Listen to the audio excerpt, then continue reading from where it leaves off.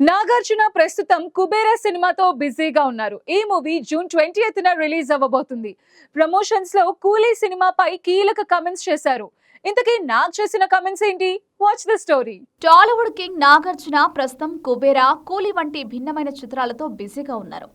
June 20న విడుదల కానున్న Kubera promotions లో భాగంగా నాగార్జున మీడియాతో ఇంటరాక్ట్ అవుతూ తన రాబోయే చిత్రం కూలీలో విలన్ పాత్ర గురించి కీలక విషయాలు పంచుకున్నారు.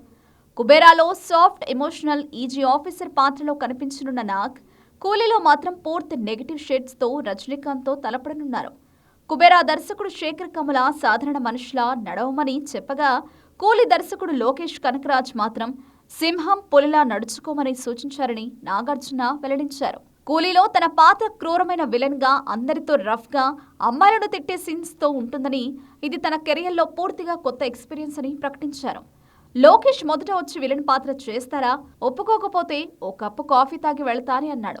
ఆ తర్వాత కథ చెప్పమని అడిగాను. సగం నెరేషన్లోనే కథకు కనెక్ట్ అయ్యానని, ఆ తర్వాత 6-7 సార్లు లోకేష్తో డిస్కషన్స్ జరిపి పాత్రను ఫైనలైజ్ చేశారని నాగ్ తెలిపారు.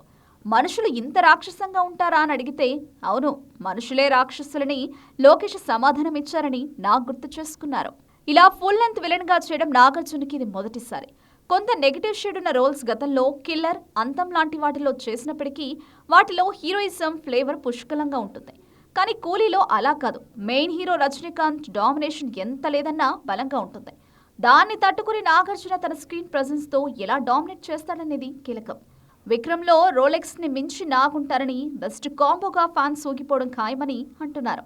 జూన్ 20 రిలీజ్ కాబోతున్న కుబేరా ప్రమోషన్లో భాగంగా నాగార్జున ఈ సంగతులు పంచుకున్నారు.